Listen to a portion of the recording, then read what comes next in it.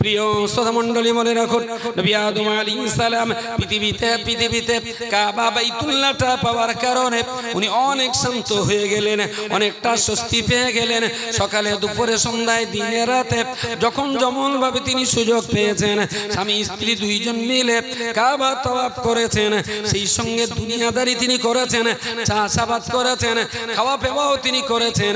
আবার তিনি কাবা বাইতুল্লাহ শরীফ তওয়াফ তিনি করেছেন। আল্লাহর বান্দা, মনে রাখুন, ঠিক এইভাবে যেতে যেতে নবী আদম দুনিয়া ছেড়ে চলে গেলেন। তার চানাবোনা বাচ্চা কাচ্চা যখনই তারা আবার ইসলাম থেকে সরে যেতে লাগলো, রব্বুল আলামিন আল্লাহ আর একজন বান্দাকে নবুয়ত দান করলেন, নবী ঈসা আলাইহিস সালাম। বিপদগামী মানুষ দিগকে আবার তিনি মানুষকে ওয়াজ নসিহত করে করে আবার তিনি সুপথে টানতে লাগলেন। পৃথিবীর মানুষের আবার চোখ ফুটে গেল, শয়তানের পথ ছেড়ে দিয়ে তারা আল্লাহর রাস্তা ধরতে লাগলো। নবীদের আগমনের কারণে মানুষ আবার আল্লাহওয়ালা হয়ে গেল। ওই নবী দুনিয়া ছেড়ে বিদায় হয়ে গেলেন। আবার 10, 20, 50 বছরের ভিতরে এই মানুষের ছেলে পিলার বাচ্চা কাচ্চা এরা আবার তারা ইসলাম ছেড়ে বিপথে চলতে লাগলো। আল্লাহ আদম নবীকে বললেন, টোটাল জান্নাতের ভিতরে যা কিছু আছে ঘোরো ফেরো, ফুর্তি করো, আরাম করো, খাও, পান করো, ওয়ালা তাকরাবা হাযিহি শাজারা, শুধু এই গাছটাকে দেখিয়ে বললেন এই গাছটার ধারে কাছেও যেও না। ওয়ালা তাকরাবা হাযিহি শাজারা, এই গাছটার ধারে কাছেও যাবে না। যদি যাও ফাতাকুনা মিনাজ জালিমিন, তাহলে অত্যাচারীদের দলভুক্ত হয়ে যাবে। যেতে বারণ করলেন, বাই চান্স যদি অমান্য করে গিয়েই পড়ো তাহলে পরিণামটা কি হবে আল্লাহ সেটাও বলে দিলেন। প্রথমে বললেন যেও না, পরেই বললেন বাই চান্স যদি যেয়ে পড়ো ফাতাকুনা মিনাজ জালিমিন, তাহলে তুমি ক্ষতিগ্রস্তদের অন্তর্ভুক্ত হয়ে যাবে, তুমি ধ্বংস হয়ে যাবে। আদম নবী আলাইহিস সালাম জান্নাতের ভিতরে ঘুরছেন, ফিরছেন, থাকছেন, খাচ্ছেন, আরাম করছেন, সব ঠিক আছে। কিন্তু একটা টাইমে আদম নবী আছে, তাও যেন কিছু একটা অভাব, কিছু একটা অভাব। আল্লাহ বুঝলেন যে আদমের পার্টনার লাগবে, পার্টনার। জান্নাতের মতো জায়গা পাওয়ার পরেও আদম নবী অভাব বোধ করছেন একজন পার্টনারের। পার্টনার বোঝা গেছে না বাংলায়? বললে হোম মিনিস্টার। এখন পার্টনারটাকে আল্লাহ তৈরি করলেন আদম নবীর বাম পাজরের একটা হাড় দিয়ে হাওয়া বিবিকে তৈরি করলেন। দুজনের বিয়ে শাদী দিলেন। এতদিন জান্নাতটা আদমের কাছে আল্লিপানা ছিল, আজকে যেন লবণ দেওয়া হয়েছে। দুজন মিলে জান্নাতটাকে খুব মজা করে ভোগ করছেন, খুব মজা করে।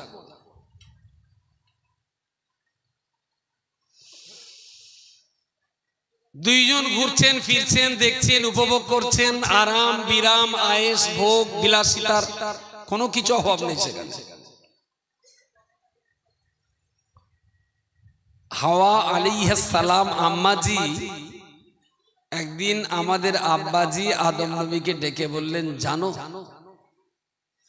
দরজার কাছে ওই লোকটা কি কাঁদছে। আমরা জিজ্ঞেস করলাম, তুমি কাঁদছো কেন? তা বলছে, আমার কোনো দুঃখ দুর্দশা নেই, আমি খুব জান্নাতের ভিতরে ভালো আছি। আসলে আমি কাঁদছি তোমাদের দুঃখে। গরু শোগে শোভনীর কান্না। আমার একটু মাঝে মাঝে ইচ্ছা হয় যে সিংহেরাটি যখন একটা মাইক পেয়েছি একটু শগুনির মতন কাঁদি। তা আমি তো ঠিক ঢ্যাবনা হতে পারবো না, সেজন্য মুশকিল। তাহলে আমার একটু ইচ্ছা হয় যে একটু কাঁদি। ইবলিস এত কান্না কাঁদলো, আম্মাজি হাওয়া আলাইহিস সালাম তিনিও কেঁদেও ফেললেন। পাশাপাশি আদম স্বামীকে বললেন, শোনো, উনি না ওনার জন্য কাঁদে না, উনি আমাদের জন্য কাঁদে। জানো উনি কিরম পরোপকারী বন্ধু? ওনার জন্য উনি কাঁদছেন, আমাদের জন্য কাঁদছে। তাহলে তার মানে আমরা তো জান্নাতে আছি, আর ওই গাছের ফল যারা যারা খাবে না তাদের পর আল্লাহ দুনিয়ায় লাভিয়ে দেবে। আর চিরকাল যদি তুমি আর আমরা দুজনে যদি আল্লাহর কাছে থাকতে চাই, তাহলে গন্ধম গাছের ফল একটু খেতে হবে, খেলি চিরকাল খোদার কাছে থাকা যাবে। কিছু বোঝা গেছে? জান্নাতের ভেতরে যদি ইবলিস এই ডিগবাজি খায়, তাহলে সেই শয়তানের এজেন্ট দুনিয়াতে এসে কত ডিগবাজি খাতে পারে। কম কানলে আর হাওয়া বিবির ব্রেন ঘোরে। আদম বললেন, শোনো, ওই সব খপ্পরে পা দেওয়া যাবে না। বলছে, আরে তার কি স্বার্থ? আরে স্বার্থ তো তোমার আর আমার, আমাদের দুজনের জন্য নিচে কাঁদছে, আর তুমি আর আমি একটু কথাটা দাম না দিলে হয়? তা বলছে, না, আমি ওতে নেই। এখন যদি হোক বেড পার্টনার, আজ একটু কাল একটু কান কামড়ানি দিদি দিদি দিদি দিদি, একটা টাইম আদম নবী তিনিও রাজি হয়ে গেছে। কারুর যদি কোন রকমের লাইন করতে না পারেন, তাহলে পেছন দিক থেকে সরু লাইন করে বেড পার্টনারের সঙ্গে লাইন করবেন। ওরে ফাঁদে ফেলতে পারলে ও আবার ওর মহাজনকে ফেলে দেবে, অসুবিধা নেই। মা হাওয়া বিবি গাছের ফল খেলেন, স্বামী আদম আলাইহিস সালামকে খাওয়ালেন। চক্রান্তটা কার? ইবলিসের। আদম আর হাওয়ার মতো নবী আর নবীর স্ত্রী, নবী এবং নবীর স্ত্রী হয়েও ইবলিস কত বড় চক্র জাল বিছালো, সেই চক্রের শিকার হলেন আদম এবং হাওয়া। সেই চক্রের শিকার আপনি আর আমি হব না, এর কোনো গ্যারান্টি আছে? গ্যারান্টি?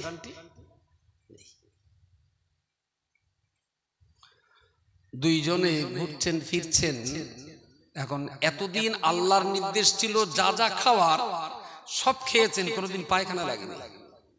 আর যেটা আল্লাহর নিষেধ ছিল সেইটা খাওয়ার কারণে এবার পায়খানার বেগ পেয়েছে।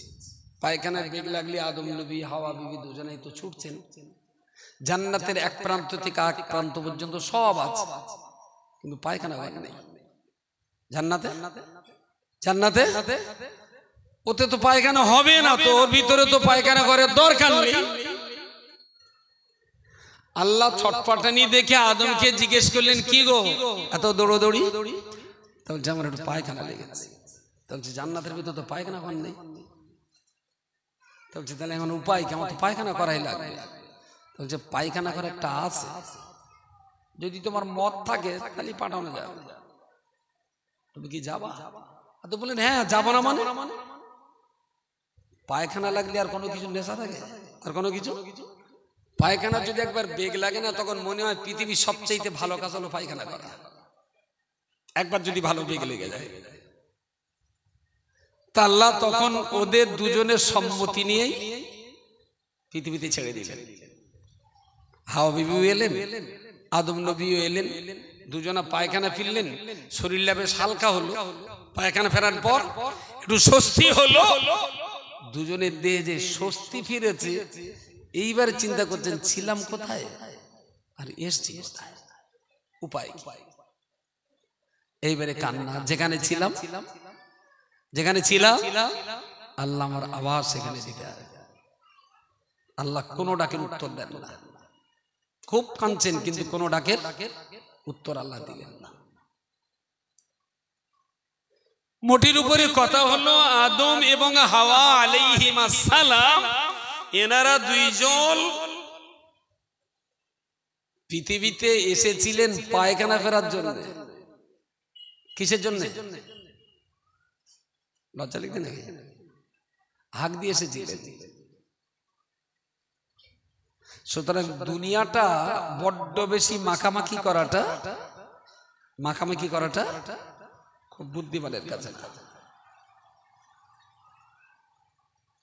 প্রিয় শ্রোতা মণ্ডলী, মনে রাখো আমার আল্লাহ পাক রব্বুল আলামিন নবী আদম আলাইহিস সালামকে যে জান্নাতের ভিতরে রেখেছিলেন, সেই জান্নাত থেকে তিনি যখন বিতাড়িত হয়ে এই দুনিয়াতে পদার্পণ করলেন, রব্বুল আলামিনের কাছে একটা দুটো তিনটে বছর নয়, শতাধিক বছর কান্নাকাটি করার পরেতে তবেই তো রব্বুল আলামিন আল্লাহ আমাদের আদি পিতা আদম এবং আদি মাতা হাওয়া আলাইহিস সালাম এনাদের দুইজনের তওবা কবুল হয়ে গেল। আল্লাহ তাদের তওবা কবুল করে নিলেন। নবী আদম আলাইহিস সালাম আল্লাহ পাকের কাছে ফরিয়াদ করে বললেন, আল্লাহ আমাদের ত্রুটি তওবা যখন গ্রহণ করে নিয়েছেন, তাহলে সপ্তম আসমানের উপরে বাইতুল মামুর যে ঘরটা প্রতিদিন আমরা তওয়াফ করতাম, ও আমার মালিক মাওলা মাবুদরে আবার আমাদিগকে সেই ঘরটা ফিরিয়ে দেওয়া হোক, আমাদেরকে সেই জায়গায় যাওয়ার অধিকার দান করুন, আমরা যেন প্রতিদিন প্রতিনিয়ত ওই বাইতুল মামুরটাকে তাওয়াফ করতে পারি। সুবহানাল্লাহ বলেন। বাইতুল মামুর তাওয়াফ করার জন্য আদম নবী খুব উন্মাদ হয়ে গেলেন, খুব উন্মাদ হলেন তাওয়াফ করার জন্য। আল্লাহ বললেন, শোনো, বাইতুল মামুর থেকে একবার যখন দুনিয়াতে এসেছো, জীবদ্দশাতে তোমাকে ওই বাইতুল মামুর আর দেওয়া হবে না, আর দেওয়া হবে না। তবে তুমি যখন নাছোড় বান্দা, তাহলে তোমার জন্য একটা সুযোগ আমি দিতে পারি। সপ্তম আসমানের উপরে যে জায়গাটায় বাইতুল মামুর আছে, ঠিক সেই সোজাসুজি পৃথিবীতে আমি জিবরাইলকে দিয়ে চিহ্নিত করে দেব। ওই জায়গায় তুমি একটা ঘর তুলবে, দুনিয়ার এই ঘরটা তাওয়াফ করলেই আসমানের বাইতুল মামুর তাওয়াফ করার সমান সওয়াব আল্লাহ দিয়ে দেবেন। সুবহানাল্লাহ। বাংলায় যেটা বলে একটা কথা, যদি এটা প্রচলন না, প্রযোজ্য হবে না, বোঝাবার জন্য বলছি, বলা হয় নিমামার চেয়েও কানামামা ভালো। তাহলে বাইতুল মামুর পাচ্ছি না বলে কাবাটা কি কানামামা বানা দেখবেন? হ্যাঁ না, একেবারেই সপ্তম আসমানের বাইতুল মামুর তাওয়াফ করার যে মর্যাদা, যে ফজিলাতার, যে বরকত, ঠিক তার ছায়া সোজাসুজি নিচের কাবা তাওয়াফ করার সমান বরকত, ফজিলাতার মর্যাদা আল্লাহ ঘোষণা করেছেন। জোরে বলুন সুবহানাল্লাহ। নবী আদম আলাইহিস সালাম বাইতুল মামুরটা পেয়ে খুব শান্তিতে আছে, খুব শান্তিতে আছে। জান্নাত থেকে বেরিয়ে এসেছেন আদম নবী, কিন্তু আল্লাহকে ডাকা, আল্লাহর ইবাদত করবার, আল্লাহর গুণগান করবার, আল্লাহর রিজামন্দি হাসিল করবার এই নেশা কিন্তু আদম নবীর ভিতর থেকেও এক জাররা পরিমাণ কমে যায়নি। আচ্ছা, আদম নবী কি ওই ফলটা খেয়েছিলেন আল্লাহর সঙ্গে ঝগড়া বাঁধাবার জন্য? কি জন্য খেয়েছিলেন? জান্নাত থেকে কোনোদিন বার হবে না। জানে আদম আল্লাহ প্রেমিক, তো আদমকে শেষ করতে গেলে আল্লাহর প্রেমের বাহানা দিয়ে তাকে শেষ করতে হবে। এটাই হলো শয়তানের সবচেয়ে বড় প্রতারণা। যদি ইবলিস বলতো তুমি ফলটা খেলি দুনিয়া যেতে পারবা, তারপর দুনিয়ায় সিনেমা হল আছে বেড়াতে পারবা, খৈনি আছে খাতি পারবা, তেরঙ্গা আছে চিবতি পারবা, আদম নবী কি ফল খেতেন? ফাঁদটা পাতলো কিরকম, যদি ফল না খাও তাহলে দুনিয়া যেতে হবে, আর যদি ফল খাও চিরকাল তুমি আল্লাহর কাছে থাকতে পারবে। আদম নবী ফল খেয়ে আল্লাহর নির্দেশ অমান্য করেছিলেন ফলটাকে, এটা 100 বার সত্য কথা। তবে আদম নবী ফল খেয়েছিলেন কিন্তু আল্লাহর প্রেমে পাগল হয়েই খেয়েছিলেন। নির্দেশ একটা লঙ্ঘন হলেও নবী আদমের উদ্দেশ্যের ভিতরে কোন রকম ঘাটতি ছিল না। তাই বলে রাত 12টার সময় কোন মেয়ে লোকের ঘরে ঢুকবেন আর বলবেন আমার উদ্দেশ্যটা ভালো ছিল, এসব পোঙাপাকামো করার কাজ না। যেমন নিয়ত ভালো, চালাকি করার জায়গা পাচ্ছ না। নবী আদম আলাইহিস সালাম তিনি আল্লাহর একটা নির্দেশ অমান্য করলেন। আল্লাহ বলেছিলেন ওর ধারে কাছে যেও না, তিনি গেলেন, তার নির্দেশ অমান্য করেছেন, কিন্তু ভিতরে চাওয়াটা কি ছিল? চিরকাল যেন আল্লাহর কাছে থাকতে পারি। জোরে সোরে বলুন সুবহানাল্লাহ, আরো জোরে বলুন সুবহানাল্লাহ। আল্লাহর কাছে থাকার জন্যই তিনি ফলটা খেয়েছিলেন, তাহলে খেতেন না। প্রিয় শ্রোতা মণ্ডলী, মনে রাখুন নবী আদম আলাইহিস সালাম পৃথিবীতে কাবা বাইতুল্লাহটা পাওয়ার কারণে উনি অনেক শান্ত হয়ে গেলেন, অনেকটা স্বস্তি পেয়ে গেলেন। সকালে দুপুরে সন্ধ্যায় দিনে রাতে যখন যেমন ভাবে তিনি সুযোগ পেয়েছেন, স্বামী স্ত্রী দুইজন মিলে কাবা তাওয়াফ করেছেন, সেই সঙ্গে দুনিয়াদারি তিনি করেছেন, চাষাবাদ করেছেন, খাওয়া পেওয়াও তিনি করেছেন, আবার তিনি কাবা বাইতুল্লাহ শরীফ তাওয়াফ তিনি করেছেন। আল্লাহর বান্দা মনে রাখুন, ঠিক এইভাবে যেতে যেতে নবী আদম দুনিয়া ছেড়ে চলে গেলেন। তার চানাবোনা বাচ্চা কাচ্চা যখনই তারা আবার ইসলাম থেকে সরে যেতে লাগলো, রব্বুল আলামিন আল্লাহ আর একজন বান্দাকে নবুয়ত দান করলেন, নবী ঈসা আলাইহিস সালাম। বিপদগামী মানুষ দিগকে আবার তিনি মানুষকে ওয়াজ নসিহত করে করে আবার তিনি সুপথে টানতে লাগলেন। পৃথিবীর মানুষের আবার চোখ ফুটে গেল, শয়তানের পথ ছেড়ে দিয়ে তারা আল্লাহ রাস্তা ধরতে লাগলো। নবীদের আগমনের কারণে মানুষ আবার আল্লাহওয়ালা হয়ে গেল। ওই নবী দুনিয়া ছেড়ে বিদায় হয়ে গেলেন। আবার 10, 20, 50 বছরের ভিতরে এই মানুষের ছেলে পিলার বাচ্চা কাচ্চা এরা আবার তারা ইসলাম ছেড়ে বিপথে চলতে লাগলো। নবী আসেন, মানুষ ইসলামের পথে ঠিক থাকে। আবার নবীর ইন্তেকাল করে চলে যান, মানুষ ইসলাম থেকে আবার সরে যায়। এইভাবে আস্তে আস্তে আস্তে আস্তে নবী নূহ আলাইহিস সালামের জামানা পর্যন্ত চলে গেল। নূহ নবীর জামানা, নূহ নবীর জামানায় এত পরিমাণ আল্লাহ প্লাবন দিলেন পাপী বান্দাদেরকে শাস্তি দিতে, আর সেই প্লাবনের শাস্তি তারা পেল, কিন্তু দুর্ভাগ্যজনক সেই প্লাবনে কাবা শরীফটাও ধ্বংস, কাবা ধ্বংস। নবী নূহ আলাইহিস সালামের প্লাবনের পর কয়েক হাজার বছর পৃথিবীতে কাবা ছিল না। আর এর মাঝখানে যত নবী পৃথিবীতে এসেছিলেন, বহু নবী এবং রাসূলদের কাবা দেখা হয়। দুনিয়াতে কাবা ছিল না, তা দেখবে তাদের দেখা হয়। বহুকাল পরে ইব্রাহিম খলিলুল্লাহকে দিয়ে আল্লাহ আবার সেই কাবা সংস্কার করালেন। সেই কাবা শরীফ আবার সংস্কারিত হলো সেই একই জায়গায় হলো। আল্লাহ পাকের নবী ইব্রাহিম খলিলুল্লাহ আলাইহিস সালাম আমার আল্লাহর নির্দেশ ক্রমে খানে কাবা বাইতুল্লাহর কাজ করা শুরু করলেন।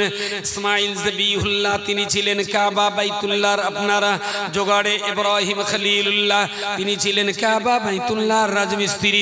আর এই মিস্ত্রি এবং জোগাড়ে এনাদের দুইজনের খাদ্য পানীয় পরিবহনের করবার দায়িত্ব আম্মা জানা হাজেরা আলাইহিস সালাম। ইনি খাবার দাবার পানি পানীয় দেওয়ার দায়িত্ব পালন করলেন। বাবা মিস্ত্রি, পুত্র ইসমাইল জোগাড়ে হয়ে এই বাপ বেটা এবং দুইজনের মা এবং স্বামী, এই তিনজন মানুষ মিলে সযত্নে কাবা শরীফটা তারা তৈরি সংস্কারের কাজে রাত দিন ধরে কঠিন পরিশ্রম করে এগিয়ে চলেছে। দেখেন সকালবেলা আবার কিছু ছেলে হুক্কা উহা করে, বলবেন ওই দেখো ইসমাইলের মতো একজন নবী, ইসমাইল জবিহুল্লাহ, সেই নবীরে বলে কিনা জোগাড়ে। ইব্রাহিম খলিলুল্লাহর মতো একটা নবী, তারে বলে কিনা রাজমিস্ত্রি। এরা আছে রসদ জোগাড় দেবেন এরা, আর কিছু শেল সকালবেলা আবার হক্কা হওয়া করবেন। আমার এখন কথাবার্তা বলতে গেলি না খুব চিন্তা ভাবনা করবেন কখন যে কোন শেল ডাকে তার ঠিক নেই। তা আমিও সব শেলের চরিত্র বুঝে দিচ্ছি। ঘোড়ার ডিম ওরম লক্ষ লক্ষ শেলের ডাকে জঙ্গলের সিংহের বাচ্চার লেজ নাড়ারও প্রয়োজন আছে বলে আমার মনে হয় না। গোষ্ঠী সমেত ডাক দেখলাম তো, কন্যাকুমারী থেকে আর কাশ্মীর, বাচ্চা থেকে আর বড়, বহু শেল ডাকাডাকি হলো।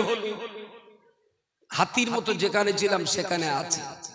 একটা কেশাক করে স্পর্শ করার ক্ষমতা ঘোড়ার ডিম শ্যালের পুষ্টি সমেতের কারণ হয়নি। আমি ওর পর আগে একটু তোমার কিচ্ছু মনে হয় না, কিচ্ছু মনে হয় না। এখন মনে হয়েছে ভালো মন্দ ন্যায় বিচার করে পা চলো, তাতে পেছনে কত সাল হোক্কা হওয়া করলো, ওতে কিছু